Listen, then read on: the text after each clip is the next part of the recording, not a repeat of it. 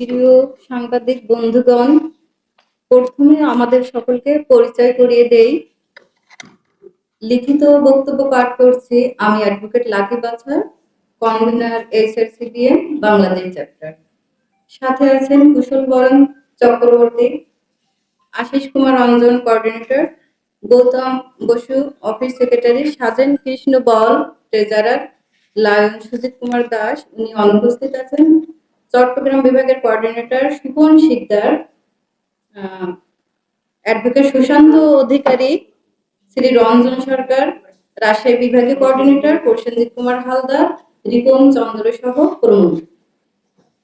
প্রিয় সাংবাদিক বন্ধুগণ, আপনারা জাতির বিবেক, আপনাদের লেখনীর মাধ্যমে দেশবাসীর প্রতিদিনের খবরাখবর জানতে পারছে।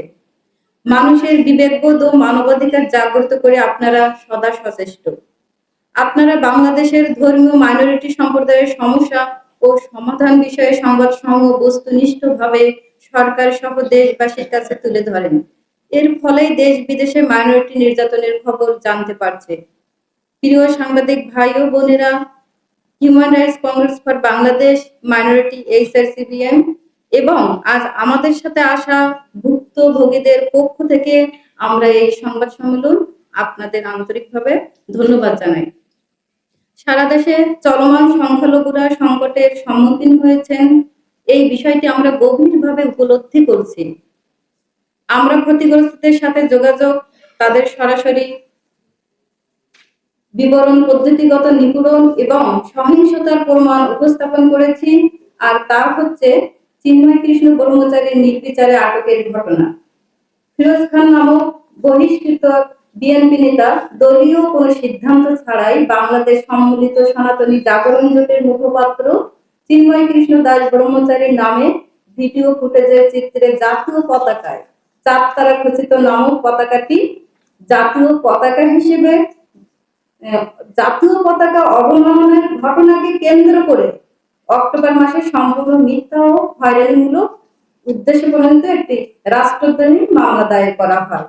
যেহেতু চিন্ময় কৃষ্ণ দাস ব্রহ্মচারীর বাক রুদ্ধ করার অপকৌশলে সংখ্যালঘুরা অস্তিত্বহীনতার সংকটে যখন ক্ষোভে ফেটে পড়ে, তখন সমগ্র বাংলাদেশে হাজার হাজার সংখ্যালঘুদের নামে মিথ্যা ও হয়রানিমূলক মামলা প্রদান করা হয়। 5 শতাধিকের উপরে নিরীহ সংখ্যালঘুদের আহত করা হয়, শতাধিকের উপরে ঘর বাড়ি লুটপাট করা হয়, সেবক কলোনিতে আগুন জ্বালিয়ে দেওয়া হয়, নারীদের শ্লীলতাহানি করা হয়, বহু মন্দির ভাঙচুর করা হয়। চট্টগ্রাম কোর্টে আইনজীবীদের নামে বহু মিথ্যা ও হয়রানিমূলক মামলা প্রদান করা হয়। নির্বিচারে পুলিশের ধরপাকড়, দুর্বৃত্তদের চেম্বার ভাঙচুর, প্রাণনাশের হুমকি দিয়ে আইনজীবীদের কোর্ট প্রাঙ্গণে এরিয়াতে ঢুকতে না দেওয়ার ভয়ঙ্কর এক অবস্থা সৃষ্টি করা হয়। তা সম্পূর্ণ মানবাধিকার লঙ্ঘন। তার আটক নিয়ে দেশব্যাপী প্রতিবাদ সৃষ্টি হলে সমগ্র সংখ্যালঘুদের অস্তিত্বের লড়াই জন্ম দিয়েছে। আর সংখ্যালঘু নেতাদের নীরব করার জন্য আইনি প্রক্রিয়ার অপব্যবহার তুলে ধরা হয়েছে। প্রিয় সাংবাদিক ভাই ও বোনেরা, ঢাকা সহ সারা দেশে শান্তিপূর্ণ বিক্ষোভকারীদের উপর হামলার ঘটনা ঘটেছে। অধ্যাপক কুশল বরণ চক্রবর্তী এবং অধ্যাপক অ্যাডভোকেট রমেন রায় সহ বিক্ষোভকারীদের উপর ডানপন্থী বাহিনী দ্বারা নির্মমভাবে হামলার শিকার হয়েছে। অধ্যাপক চক্রবর্তী গুরুতর আহত হয়েছেন। অন্যদিকে অ্যাডভোকেট রমেন রায় ঢাকার একটি হাসপাতালে নিবিড় পরিচর্যা কেন্দ্রে গুরুতর অবস্থায় মৃত্যুর সাথে পাঞ্জা লড়ছেন। পুলিশ শান্তিপূর্ণ বিক্ষোভকারীদের সুরক্ষা দিতে ব্যর্থ হয়ে নীরব দর্শক হয়ে দাঁড়িয়েছিলেন। এই নিষ্ক্রিয়তা সংখ্যালঘুদের বিরুদ্ধে সহিংসতার অপরাধীদের আরো উৎসাহিত করা হয়েছে। আবার চট্টগ্রামে নিপীড়নের ঘটনায় দলিত সম্প্রদায় সহ হিন্দু সংখ্যালঘুরা ক্রমবর্ধমান দমন পীড়নের সম্মুখীন। 500 থেকে 2100 জনের বিরুদ্ধে মিথ্যা মামলা দায়ের করা চরম অর্থনৈতিক ও সামাজিক দুর্দশা দেখা দিয়েছে। প্রিয় সাংবাদিক বন্ধুগণ, কিশোরগঞ্জের করিমগঞ্জে হৃদয় রবি দাসের বিচার বহির্ভূত হত্যার ঘটনাটি অত্যন্ত হৃদয় বিদারক। প্রান্তিক দলিত রবি দাস সম্প্রদায়ের সদস্য হৃদয় রবি দাস একটি মুসলিম মেয়ের সাথে নিছক প্রেমের সম্পর্কের জের ধরে আইন প্রয়োগকারীদের হাতে নিহত হওয়ার অভিযোগ উঠেছে। তার মৃত্যু পদ্ধতিগত বৈষম্য, সহিংসতার প্রতীক।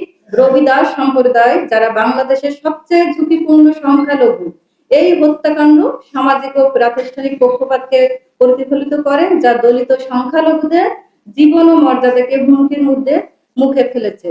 এ ধরনের বিচার বহির্ভূত সহিংসতায় ন্যায় বিচার দাবি করছি। লালমনিরহাট ও রংপুর বিভাগে টার্গেটের সহিংসতায় ভুক্তভোগীদের বাড়িঘর পুড়িয়ে দেওয়া হয়েছে। বানোয়াট অভিযোগ, সংখ্যালঘুদের নির্বিচারে গ্রেপ্তার ও হয়রানি করা হচ্ছে। লালমনিরহাট হাতীবান্ধা উপজেলায় মন্দিরের শ্মশানের জায়গাকে কেন্দ্র করে যে অগ্নিসংযোগ ঘটেছে, সেখানে পরবর্তীতে একজনের মৃত্যু হয়।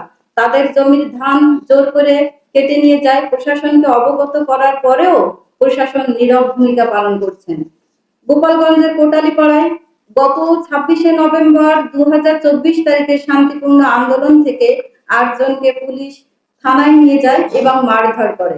তাদেরকে ফিরিয়ে আনতে পরবর্তীতে অবস্থান কর্মসূচি করার 7 থেকে 8 ঘন্টা পরে তাদেরকে পুলিশ ছেড়ে দিতে বাধ্য হয়। পরবর্তীতে গত 1 ডিসেম্বর 2024 তারিখে পুলিশ বাদী হয়ে 55 জনের নামে এবং অজ্ঞাতনামা আরো 300 থেকে 400 জনের বিরুদ্ধে হয়রানিমূলক ও মিথ্যা মামলা দায়ের করে।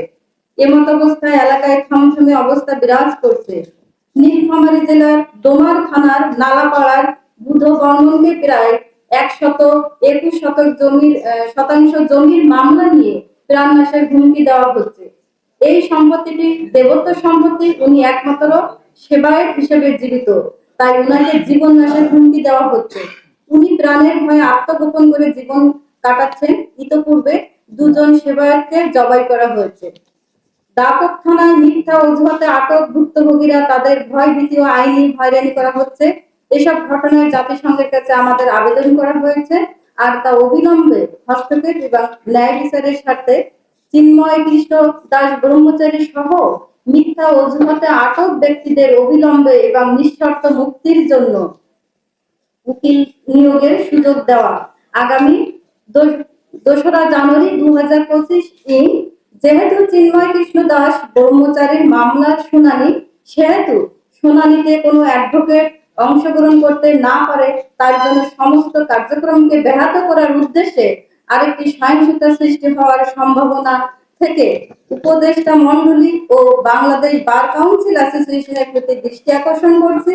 আপনারা একটি লিগ্যাল টিম গঠন করে চিন্ময় কৃষ্ণ দাস ব্রহ্মচারীর মামলার শুনানির ব্যবস্থা করুন, যেন উনি আইনগত বিচার থেকে বঞ্চিত না হন। বানোয়াট অভিযোগ বন্ধ করতে এবং সহিংসতা ও হয়রানির সব ঘটনার স্বচ্ছ তদন্ত নিশ্চিত করতে বাংলাদেশ সরকারকে অনুরোধ করছি। আজ তাদের মামলা উপস্থাপনকারী ভুক্তভোগীদের এবং বাস্তুচিত্র সম্প্রদায়, বিশেষ করে চট্টগ্রাম এবং লালমনিরহাটে জরুরি ত্রাণ সরবরাহ ও পুনর্বাসন দেওয়ার ব্যবস্থা করার অনুরোধ জানাচ্ছি।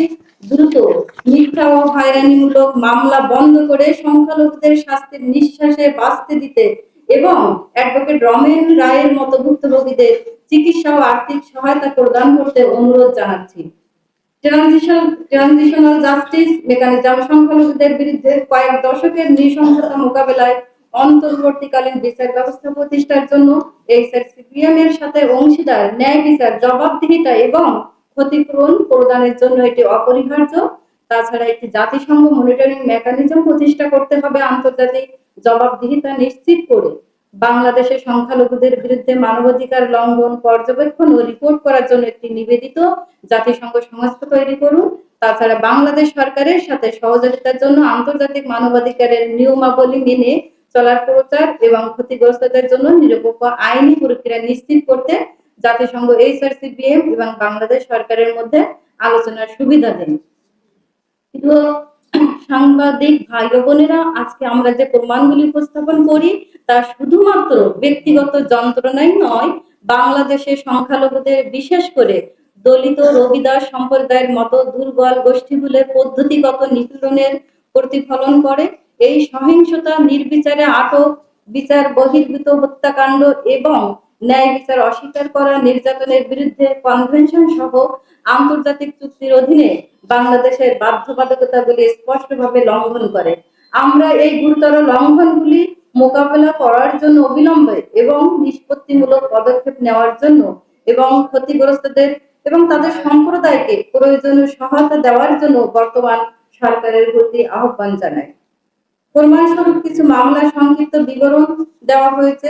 চট্টগ্রাম জেলার কোতোয়ালি থানা মামলা নং ৪২ তারিখ ২৭/১১/২০২৪। মূল আসামি ১ থেকে ৫২ জন, অজ্ঞাতনামা আসামি ৬০০ থেকে ৭০০ জন, গ্রেপ্তারকৃত আসামি ১১ জন। চট্টগ্রাম জেলার কোতোয়ালি থানা মামলা নং ৪৬ তারিখ ৩০শে নভেম্বর, ঘটনার সময় ২৬শে নভেম্বর ২০২৪। সাইফুল হত্যা মামলার সময় অনুমান ৪:৩০। অভিযোগকারী মোহাম্মদ জামাল উদ্দিন, বয়স ৭৪, আসামি ১ থেকে ৩১ জন, অজ্ঞাতনামা ১০ থেকে ১৫ জন। চট্টগ্রাম জেলার কোতোয়ালি থানা মামলা নং ৪৩ তারিখ ২৭/১১/২০২৪, ঘটনার সময় ২৬শে নভেম্বর, সময় ৩:৩০, ৩:৩৫ ভিতরে, ১ থেকে ১৩ জন, অজ্ঞাতনামা আসামি ৩০০ থেকে ৪০০ জন। চট্টগ্রাম জেলার কোতোয়ালি থানা মামলা নং ৪৪ তারিখ ২৭শে নভেম্বর, সময় ৪টা, এর মধ্যে আসামি ১ থেকে ১৩ জন, অজ্ঞাতনামা আসামি মূল আসামি ১ থেকে ১৩ জন, অজ্ঞাতনামা আসামি ২৫০ থেকে ৩০০ জন। চট্টগ্রাম জেলার কোতোয়ালি থানার মামলা নং ৪৭ তারিখ ২৬/১১/২০২৪, সময় ২:০৫ থেকে ৩:৩০ মধ্যে, আসামি ১১৬ জন, অজ্ঞাতনামা আসামি ৪০০ থেকে ৫০০ জন। দেশ ও দেশের বাইরে সর্বদা দেশের ভাবমূর্তিকে অক্ষুণ্ণ রেখে দেশের সকল নাগরিকের সমান অধিকার সমুন্নত রেখে দেশকে উন্নয়নের দিকে এগিয়ে নিয়ে যাওয়ার ভূমিকায় সকল নাগরিকের সচেতন দৃষ্টিভঙ্গি ও দেশের সকল নাগরিকের একে অপরের প্রতি সহমর্মী দৃষ্টিভঙ্গি, ভ্রাতৃত্বের বন্ধন অটুট রেখে গভীর শ্রদ্ধার সাথে দেশকে ভালোবেসে দেশের উন্নয়নের গতিধারাকে সামনের দিকে এগিয়ে নিয়ে যাওয়ার আহ্বান জানাচ্ছি। ধর্মের হিংস্রতা, প্রতিশোধ পরায়ণতা, ঝোঁক বুঝে কোপ মারার মানসিকতা বন্ধ করে স্থিতিশীল দেশ গঠনের অঙ্গীকারে মানব প্রেম জাগরিত করে ভালোবাসার মূল বন্ধনে এগিয়ে আসুন। প্রশাসনের স্বচ্ছ নিরপেক্ষ দৃষ্টিভঙ্গি দিয়ে দেশের সকল নাগরিকের প্রতি সমান বিচার ব্যবস্থা বজায় রাখা, সঠিক তদন্ত ছাড়া কোনো মামলা এন্ট্রি না করা, কিছু কিছু ক্ষেত্রে ডিজিটাল প্ল্যাটফর্মের মাধ্যমে কোর্টে শুনানির ব্যবস্থা করা, ইমেইল ও পিটিশনের মাধ্যমে অভিযোগগুলো বিচার বিশ্লেষণ করে আমলে গ্রহণ করা, সংখ্যালঘুদের নিরাপত্তার স্বার্থে গোপনীয়তার সহিত বাংলাদেশের যে কোনো আদালতে বিচারকদের সমান মর্যাদার বিচারিক ক্ষমতা প্রণয়নের ব্যবস্থা করে শুনানির ব্যবস্থা করার অনুরোধ জানাচ্ছি।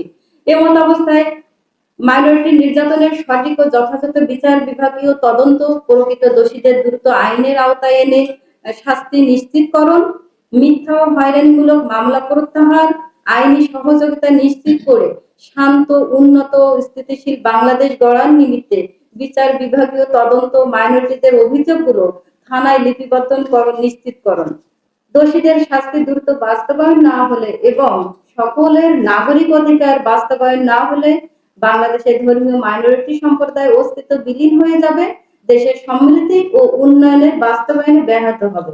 তাই সমাজ ও জাতি ও দেশের উন্নয়নে সমুন্নত রেখে সুশীল ও গঠনমূলক সমাজ গঠনে অগ্রগামী ভূমিকা পালন রাখার আহ্বান জানানো হচ্ছে। সেই সাথে সকল ক্ষেত্রে মানবাধিকারকে সম্মানের সাথে দেখার জোর দাবি জানাচ্ছি। ধন্যবাদ। আমি একজন লাকি বাচ্চা, এই বাংলাদেশ সেক্টরের কনভেনার।